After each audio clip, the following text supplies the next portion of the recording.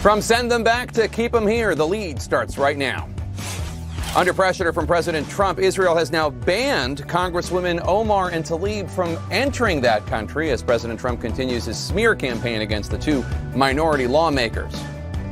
Bragging and blaming President Trump today, insisting that the economy is still going strong as he also tries to pin the market plunge on the Fed. Does the president see his best argument for re-election possibly at risk now? Plus, exit strategy. Another 2020 Democrat drops out of the race, but it might not be the last time President Trump hears from him. Welcome to The Lead. I'm Jake Tapper. In our world lead, an unprecedented decision by Israel after an unprecedented and norm-busting message from President Trump. Israel announced today it is blocking two sitting, duly elected members of the U.S. House of Representatives from entering that country. The announcement came less than an hour after President Trump tweeted, quote, "It would show great weakness if Israel allowed Representative Omar and Representative Tlaib to visit. They hate Israel and all Jewish people, and there is nothing that can be said or done to change their minds. Minnesota and Michigan will have a hard time putting them back in office. They are a disgrace," unquote. Congresswomen Omar and Tlaib have called for the economic boycott of Israel because of its treatment of the Palestinians. They, of course, strongly dispute the president's characterization of their views on Jews. Either way, we know of no time in this nation's history when an American president urged a foreign country to ban American lawmakers from entry. The move by Israel has been criticized by even staunch Israel-supporting organizations such as AIPAC and the Simone Wiesenthal Center. Said Republican Senator Marco Rubio, who opposes Omar and Tlaib on the economic boycott of Israel, quote, "Denying them entry into Israel is a mistake." Congresswoman Omar issued a statement this afternoon saying, quote, "As a member of the House Committee on Foreign Affairs, it is my job to conduct oversight of foreign aid from the U.S. and to legislate on human rights practices around the world." And Congresswoman Tlaib tweeted a picture of her grandmother who lives in the Palestinian territory saying, quote, "The decision by Israel to bar her granddaughter, a U.S. Congresswoman, is a sign of weakness because the truth of what is happening to Palestinians is frightening," unquote. The Prime Minister of Israel, Benjamin Netanyahu, is in a tough re-election fight and hoping for help from President Trump in these closing weeks of the campaign, issued a statement noting that Israeli law currently prohibits the entry of those who support the boycott of the Jewish state. Israel, of course, knew Omar and Tlaib supported the boycott when they said weeks ago they could visit. But as CNN's Oren Lieberman reports from Jerusalem, today Israel's government changed its mind. An unprecedented step to punish President Donald Trump's political enemies. Israel today barring two Democratic congresswomen and outspoken Trump critics from visiting just minutes after the president tweeted Israel would be showing great weakness by allowing Rashida Tlaib and Ilhan Omar to enter the country, later adding they hate Israel. After the announcement, Israeli Prime Minister Benjamin Netanyahu issued a statement saying, "No country in the world respects America and the American Congress more than the state of Israel," adding, "Israel's law prohibits the entry of people who call and operate to boycott Israel." The yeas are 398. The nays are 17. Netanyahu referencing a bill Tlaib and Omar supported, which overwhelmingly failed to pass the House weeks ago, which supported the right to boycott, though the resolution itself didn't specifically mention Israel. I can't stand by and watch this attack on our freedom of speech and the right to boycott the racist policies of the government and the state of Israel. Even so, Israel's ambassador to the U.S., Ron Dermer, one of those closest to Netanyahu, said last month the two would be allowed entry because of Israel's respect for the American Congress. Not anymore.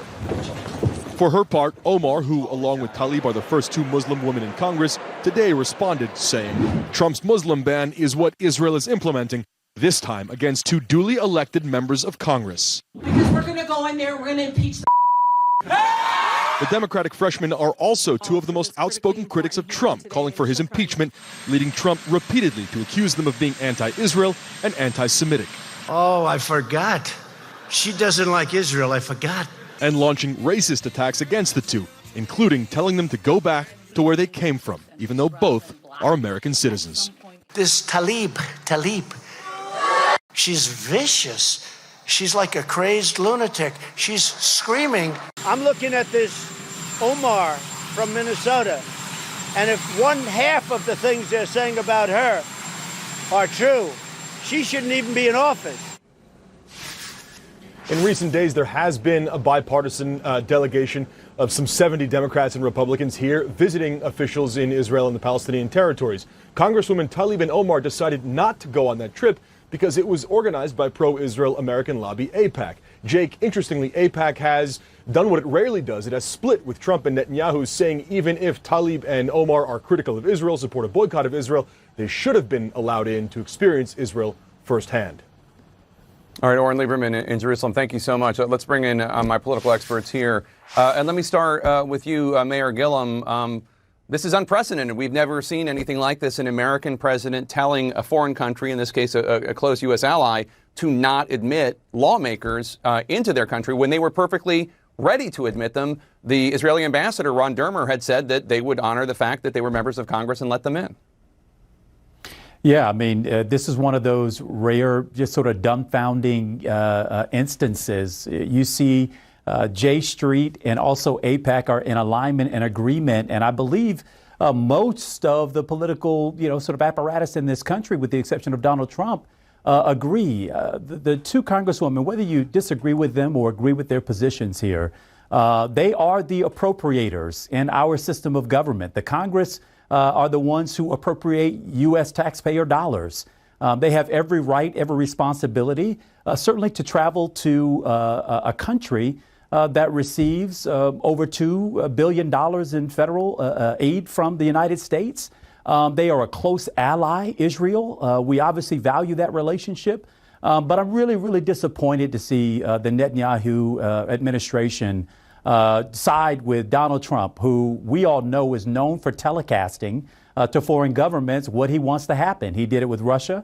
It appears that he did it in this case with Netanyahu giving his full-throated approval here. I think it's a mistake, and I think it will damage the relationship here. Congresswoman Love, what do you think? Well, I think it's unfortunate also. I had an opportunity to go with a delegation to Israel, and as much as I love the Israeli people, I fell in love with them even more. You find out about the relationship, you know exactly what that foreign aid is going to and how much the United States benefits from that partnership, from that great relationship between the Israeli government and the United States government. And I also met with the Palestinian government, to be quite frank with you, and you get a holistic picture of what's going on. So the fact that they actually turned it down to begin with was, I think, unfortunate. And again, this is something else that being banned from the country is unfortunate, but there are consequences to what you say and what you do. And one of the things that really was disturbing was to watch Representative Tlaib on the floor right before the resolution opposing what BDS was doing. She was actually comparing the boycott divestment sanctions to boycotting Nazi Germany. Those things are very hurtful, and they could be very harmful to a country where you really should watch your language when you're trying to make sure that you have a good relationship. Well, Kevin Mandel, let me bring you in, because the BDS movement, that's boycott, divest, sanction, it's a movement to boycott Israel. Some people say it's a movement. Some of the members say to boycott Israel until Israel no longer exists. Other people say it's focused on how Israel treats the Palestinians. Some people say this is President Trump and Israel punishing people for what they believe as opposed to specific actions. What do you think? Well, I think the critics of BDS have a very substantive argument. And I think what's happened here with this particular episode is that what the U.S. and Israel have done is it's sort of counterproductive to our ideals. The United States and Israel have always been bastions of a liberal democracy, showcasing freedom of expression, showcasing entrepreneurial economies, engaging with opponents in a civil manner. And so when you have the President of the United States and the Prime Minister of Israel essentially shut down critics rather than engage them, and use a trip like this to showcase what everything that's great about America, great about Israel, I think it's a huge missed opportunity, and it's probably one of the better ways to actually engage critics. Instead, what this does is give those critics a platform, and in many ways sometimes legitimizes the criticisms that they've made against Israel. And Kirsten, the former U.S. ambassador to Israel under President Obama, Daniel Shapiro, wrote for The Atlantic, quote, "Trump's racism and Netanyahu's dependency have brought us to this point. What a bulldozer to drive through the bipartisan consensus on Israel. What a gift to the BDS movement, which until now most Americans had never heard of. What a self-own. What do you think? Well, I mean, I think that they, are over, the Netanyahu government is over aligning itself with Trump and not considering that the relationship is in fact with the United States. So it's a relationship, longstanding relationship, mutually beneficial relationship between Israel and the United States that's not specific to one political party. And so to basically be doing the bidding of Donald Trump, who is using Israel basically, as part of his desire to divide, our country and to use these congresswomen as sort of his punching bag, which is something that he's decided to make them sort of, political enemy number one. And I think that, as Kevin said, a liberal democracy should welcome dissent, and they should be able to handle people who disagree with them and not, and Israel was willing to allow them into the country, but they shouldn't be kowtowing to Trump on something like this.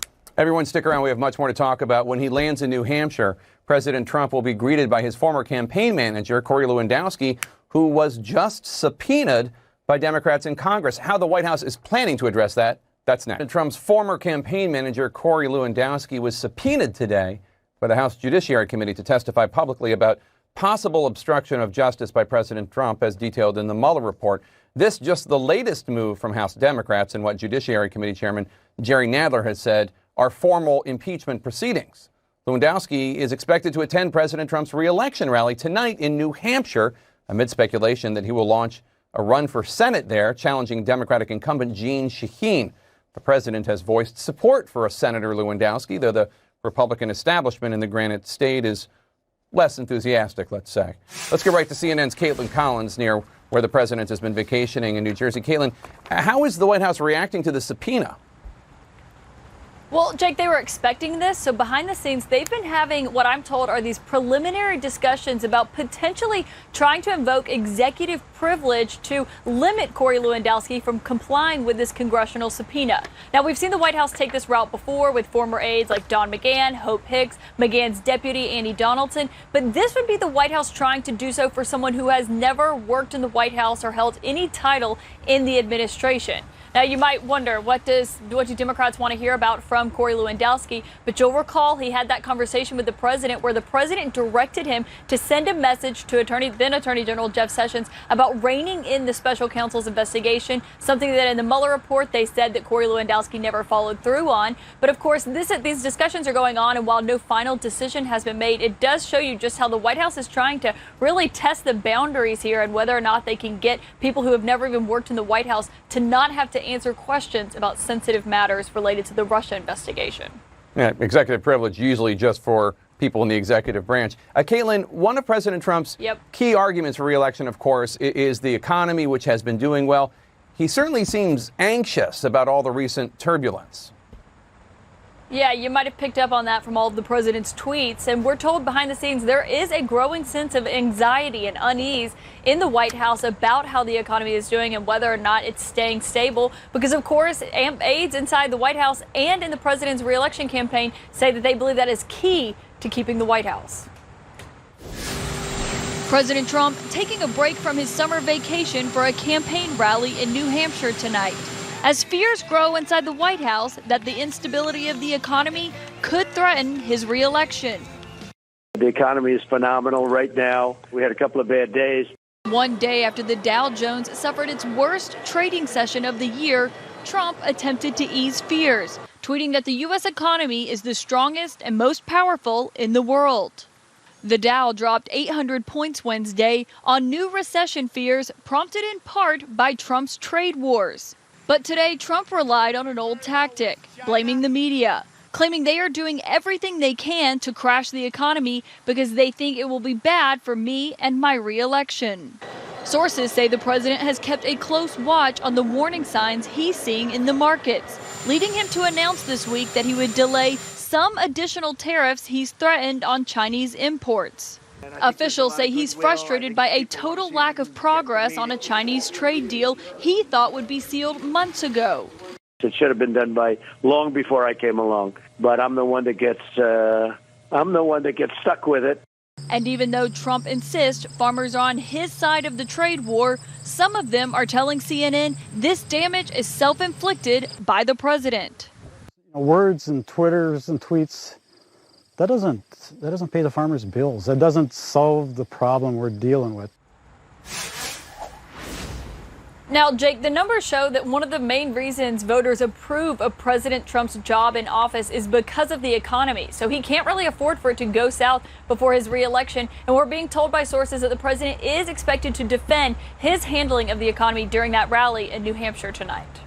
All right, most voters disapprove of the president's handling of his job, but they do approve of the economy. Caitlin Collins, thanks so much. Let's bring our political experts back. Kevin Madden, let me start with you. Has the president made a mistake here in bragging too much about the economy? If he holds himself up as completely responsible for the good news, then doesn't he also have to take responsibility for the bad news, even if he's trying to blame it on us in the media? Yeah, well, it's not a mistake. I mean, as president, that's your job, is to be the cheerleader for the economy, to express optimism in the economy. But as much as presidents get the credit, they also get the blame. And the White House has to be very cognizant of that heading into this to this reelection. And I think one of the big problems that they're going to continue to have is that the American public is very straightforward when they're judging the economy. They look at whether their wages are rising, how their 401k is doing, do they have a job, does their neighbor have a job. They do not look to debate the intricacies of monetary policy and who's the chairman of the Fed, and they don't blame the media. They do blame the person who is in charge, and the buck stops with the president. And so that is something that this White House, as they plan their reelection, they have to be very cognizant of. The last thing I'd say, too, is they have to be cognizant of the trend lines. The trend lines, it takes 6 months for people's opinion about the economy to change. If the trend lines continue in a current direction where we start to see some recessionary fears, we start to see inflation, it's going to hit at just the wrong time for them, given the 2020 cycle. And Congresswoman Love, let me ask you, I mean, normally a president, I would think, with the global recession kind of encroaching on the United States, you have whatever the Fed's doing, might be trying to work with Congress to get some stimulus into the American economy, whether an infrastructure bill or something. But I don't see a whole lot of evidence that there's any planning going on other than mean tweets. Unfortunately, this is the thing that everyone who is supportive of the president has been talking about. They wish to stay away from the Twitter wars, to stay away from attacking other members of Congress in the areas that they live in, and to talk about the economy. And you're absolutely right. You can't blame the media. That's one of the things that the American people are they're very savvy. They don't sit there and listen to everything that the media says. They can check their pockets. They can see what prices and wages going up. They can check the unemployment rates. They can look at what's happening, whether their lives are better or not. And they tend to make those decisions on their own. And the president would have been just better off talking about the economy. And yes, there are times where you're going to get a little bit of a dip. There are times where there are things that are going to come in that are going to mess with your game plan a little bit. But he should just stick with what's right for the economy, how he's helping the American people. And the worst thing that the president can do is blame somebody else or continue to stay on Twitter attacking fellow Americans and attacking members of Congress in the places that they come from. Kirsten, let me bring you in. I want you to take a listen to I'll come to you in 1 second. Kirsten, take a listen to Commerce Secretary Wilbur Ross today on CNBC explaining why the administration delayed these tariffs on China. And nobody wants to take any chance of disrupting the Christmas season. So, Kirsten, we have there Ross admitting that tariffs impact the American people. Yeah. And now the Trump administration wants credit for both not imposing those tariffs and for imposing tariffs, and saying that none of it affects the American people except for the ones that they're not imposing on China, because those would have. I mean, none of it makes any sense. Yeah, well, I mean, I think even in the Republican Party, most people don't support what President Trump is doing, whether they're willing to say it publicly, that they recognize that this trade war that he's engaging in is harmful to the economy, and it's certainly harmful to people who have voted for him. And I think that I do think, and I've said this before, that the claims about how well the economy is doing coming from Donald Trump and his supporters have been overstated. And there have been a lot of people saying that, look, we could have a slowdown coming. Things have definitely gotten better, over the past many years. There's been a good trajectory, but it's still a fundamentally not a strong economy. I wouldn't call it booming by any stretch of the imagination, except for people at the very top. Mayor Gillum? Yeah, I mean, so first of all, the president has really run out of luck here. He's run around for the past 2 or so years claiming how great he is for the economy, never ever recognizing and acknowledging the fact that when Barack Obama came into office, he, along with Congress and the Fed, they had to go through all Herculean tasks in order to put this economy back on track and to arrest us from the real depths of it. This president came in and got to benefit from, frankly, decisions that were made prior to him ever coming into office. And now that his public policy is beginning to take impact, is beginning to take a real impact on people's wallets, he now wants to blame somebody else for what he's done. He's the one that's begin a trade war. He's the one who is responsible for the tax giveaway to the wealthiest 1% of people in this country. And the statement was made earlier that people will measure this by their own lived experiences, right? And so in my state, a state like Florida, where 40% of the folks here are saying that they can't even make ends meet at the end of the month, if that happens to get worse, this president has to be worried about what his trajectory back to the White House looks like, especially if a state like Florida falls out of his grips. All right, everyone stick around. We've got more to talk about. One resident in our 2020 lead, moments ago, we learned the man accused of shooting 6 Philadelphia police officers, wounding them, likely used an AR-15 rifle and also had a handgun in his possession. That as Philadelphia's mayor renews his call today for new gun laws in the wake of that 7-hour standoff. Our officers need help. They need help keeping these weapons out of the hands of the bad guys. No one should have access to the kind of weaponry and firepower that we saw in North Philadelphia yesterday. Maurice Hill surrendered last night and has a long rap sheet, including multiple charges of illegal gun possession. I want to bring in Democratic presidential candidate Senator Amy Klobuchar, campaigning in Little Rock, Arkansas today. Senator, thanks so much for joining us. I know you just talked about guns in a speech there. I want to ask you, the U.S. Attorney of the Eastern District of Pennsylvania, which is in Philly, pointed blame today at the city's district attorney, a crusading progressive who's been really trying to make criminal justice reform a big part of his reign there in Philadelphia, Larry Krasner. Take a listen to the U.S. Attorney. We have plenty of criminal laws in this city, but what we don't have is robust law enforcement. We have diversionary programs for serious gun offenses. We have the routine downgrading of charges for violent crime. And we have entire sections of the criminal code that are ignored. Now, we're still learning all the details of what happened in Philadelphia, so you don't need to weigh in on that. But I do want to ask you, as a former prosecutor, what is the way to stop the kind of gun crime they had in Philadelphia? Here you have somebody who cannot legally buy a weapon. He would have been flagged, but he's able to buy them illegally.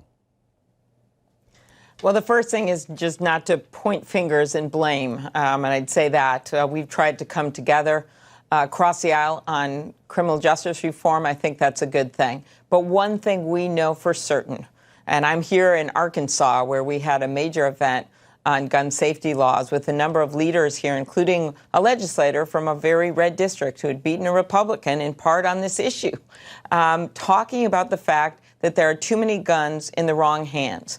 And common sense gun legislation would be universal background checks, something that unites rural and urban voters. That is true. Over 90% of Americans want to see those done. They're sitting on Mitch McConnell's doorstep, that bill. Waiting periods that make sense so that law enforcement can ferret out if people have bad records. And then you've got my bill on closing the boyfriend loophole, which basically says right now the law says if you've been convicted of a serious domestic abuse charge, then you can't go get an AK-47 if it's your wife. But if you're convicted of one involving a girlfriend, you can. That is just ridiculous. And that's why a number of Republicans voted to close that in the House, again, on Mitch McConnell's doorstep. Well, let me ask you, if you are president in 2021, it is still likely that Mitch McConnell will be the majority leader. And if he is not, Republicans will still be able to, in all likelihood, use the filibuster to keep gun legislation like what you're proposing from even being voted on. So how do you get through that barrier? First of all, I don't concede any of that, Jake, because what I've seen is a sea change on this issue, the economic issues you were just talking about. People have had it out there. And when someone can gun down and kill 9 people in 30 seconds, despite the best efforts of the police who got there in 1 minute, which was unheard of. They were there on the scene and got rid of this guy in a minute. But in 30 seconds, he still killed 9 people because of the high-capacity magazines and the capacity of that military-style assault weapon. When you've got the Republican congressman from that district now coming out to ban those weapons and to get rid of those kinds of magazines for sale to the public, I think you've got a sea change. And so I don't concede that we're not going to take back the Senate, especially if they keep resisting all these common sense measures that the vast majority of American people support. And whether you're in a duck blind in Arkansas or you're in Minnesota, like my uncle in his deer stand, when you look at these, people are starting to talk about this in a different way and see that this will not interfere with hunting, but it will save Americans' lives. We are one America, whether we're in Philadelphia with those police officers who are so brave or whether we are in rural Arkansas. Israel today followed President Trump's suggestion and banned a visit by Congresswoman Ilhan Omar from your home state of Minnesota, as well as Congresswoman Rashida Tlaib of Michigan. What was your reaction to that? I was actually pretty stunned. And the fact that the Prime Minister did this right after a tweet from the President. I'm a strong supporter for Israel. I believe that they are a beacon of democracy in the Mideast. But you know what a great democracy should do? A great democracy allows for vociferous debate on issues. That is true. But they don't shut out American elected congresswomen from visiting. And that's what they did. And the president, in precipitating this with his tweet, again, conducting foreign policy by tweet, which will end when I'm president, is just the worst. He is literally exporting intolerance. And I'm glad that the major Jewish organizations have come out against this and says, well, they don't agree with the words, as I do not either, of these congresswomen on this subject. You don't ban them from visiting Israel. That makes you weaker, not stronger. Senator Amy Klobuchar, running for president, Democrat from Minnesota. Thank you so much. Good luck out there on the campaign trail. Have fun. Thanks, Jake. It's great to be on. Changes are afoot in the race for president. One candidate is returning to the campaign trail, while another one is getting out of the race for good. Who am I talking about? Stay with us. And we're back with our 2020 lead, in the crowd of Democratic presidential hopefuls shrinking today as former Colorado Governor John Hickenlooper dropped out of the race. Hickenlooper says he's now considering a race for the U.S. Senate. The Democratic establishment in D.C. is hoping former Congressman Beto O'Rourke will make a similar move, but as CNN's Leila Santiago now reports, O'Rourke dismissed calls to run for Senate in Texas today. If at this moment we do not wake up to this threat, then we, as a country, will die in our sleep. That threat, according to former Texas Congressman Beto O'Rourke, is President Donald Trump. Donald Trump is the greatest threat to our ability to make progress on anything that we care about. O'Rourke is now going after Trump full force, blaming the president's rhetoric in part for the mass shooting that left 22 people dead in his hometown of El Paso. We saw the realization of his rhetoric, of his invitation to violence in our community, but it's not just in El Paso. Also to blame, he says, guns. Returning to the campaign trail after a 12-day break to mourn with his community, he's now calling for more gun control, including a mandatory buyback of assault weapons. I know that this is not politically easy. It's frankly why far too few people have proposed it. It's frankly why I have not proposed it in the past. And there's something else he's insisting. There have even been some who've suggested that I stay in Texas and run for Senate. But that would not be good enough for this community. As O'Rourke resumes his run, former Colorado Governor John Hickenlooper is dropping his presidential bid. Today, I'm ending my campaign for president. Announcing his candidacy in March, the former Colorado governor struggled to gain support.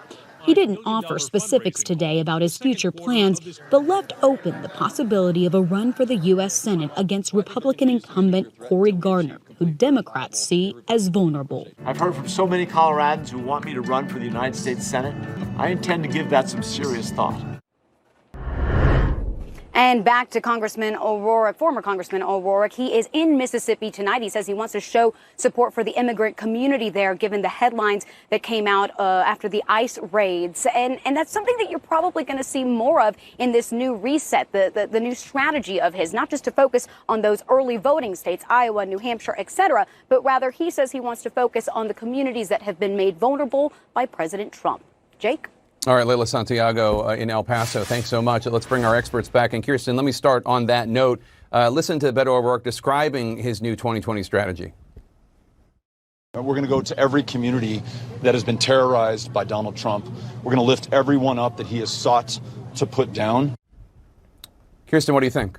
Well, I think that obviously his campaign has been struggling and he does need to find a new tack. And I think this is one that fits really well with him. He is somebody who has spoken out before about moral issues that face the country. And it's where he's gotten a lot of attention. And so I think it's probably a smart choice for him to take this tack. Mayor Gillum is the other left-leaning panelist. What do you make of it? I mean, you could argue just on a crude level, you know, the Mississippi primary is not really important, even if those ICE raids were. Yeah, I mean, but elections can be sometimes about contrast. And I really do believe, having observed Congressman O'Rourke these past couple of days as he's leaned into his community during a very, very difficult time, I get the sense that he's found greater clarity and, quite frank, more purpose around his run for the White House. I think if this is going to be a race about contrast, comparing how he's dealt with this in such a, I think, respectable manner to that of Donald Trump, there's no contest at all. I think Beto runs circles around him. Congresswoman Love, Beto says he's not going to consider a Senate run. He doesn't think it would be good enough for his community. What do you make of that? Well, the only thing I can make of this is just to give as many people as much advice as possible. For independents, for Republicans that are looking for somebody else, they cannot continue on the path of promising everything to everyone when we've got $22 trillion of debt. They have to be honest, intellectually honest with the American people and say, how are you going to pay for all of this? As I see all of these Democrat debates over and over again, that's the question that I keep hearing people say. How do you pay for all of this? So I would hope that instead of just contrasting with the president, that you actually have solutions that can be paid for. And Kevin Madden, on the other hand, Chuck Schumer, the head Democrat in the Senate, got some good news with Governor Hickenlooper dropping out of the presidential race, maybe running for Senate, where they think they can possibly pick up a Senate seat. Yeah, I think, you know, one of the things that about Hickenlooper is he was a much needed centrist voice in a party that has seemed to have a big lurch towards the left. And with a statewide profile, with that statewide reputation as a centrist and an executive already well known by the voters of Colorado, he stands a much better chance. In our politics lead now, a majority of House Democrats have now called for an impeachment inquiry into President Trump. Last night, Congresswoman Deb Haaland of New Mexico added her name to the list, making the new total 122, which is 52% of the House Democratic caucus. But members of Congress are not amidst their colleagues right now. They're back home in their congressional districts, where support for impeachment may not be as popular. And as CNN's Manu Raju reports, that's particularly the case in districts that went for President Trump in 2016.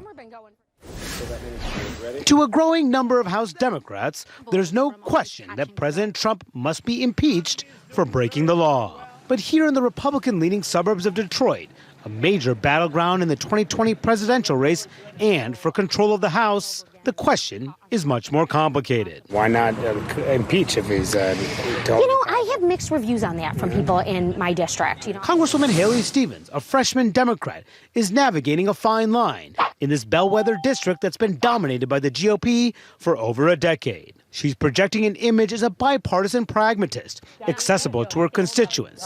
Well, I'm not going to let you down. Pushing on issues like education reform, manufacturing, and protecting the Affordable Care Act. The sabotage agenda is showing that it will not stop. But your member of Congress is not stopping either. But she soon may have to pick sides in a debate raging in Washington, whether to impeach the president. And no matter what she does, voters in this closely divided district are bound to be angry. If she were to vote to impeach the president, how would you feel about that? I would not be happy about that, and neither would a lot of my friends. Do you think that the president should be impeached? I don't know what they want to do with him, but I think they should get him out of there. Yeah, I know, but he's an egotistical maniac, and I don't really care for the man. Stevens prefers to wait until there's a conclusion to the court fights between House Democrats and the Trump administration. I don't want to be in a rush to fail. Some of this, Manu, is so deeply personal. It really is. I'm spending time with my church, my family, evaluating the documents, and I'm holding tight here. The predicament helps explain why House Speaker Nancy Pelosi has so far resisted calls to move forward on impeachment. Pelosi is eager to defend the 31 seats won by Democrats like Stevens in districts that Trump carried in 2016, and is fearful that a misstep by House Democrats could cost their party the majority and help re-elect Trump. The divide is especially stark among the Michigan congressional delegation, where a Republican left his party after calling for impeachment proceedings. One freshman Democrat an outspoken leader of the charge, and other Democrats in neighboring districts uncertain about pressing ahead. I'm somebody who's conflicted myself about impeachment.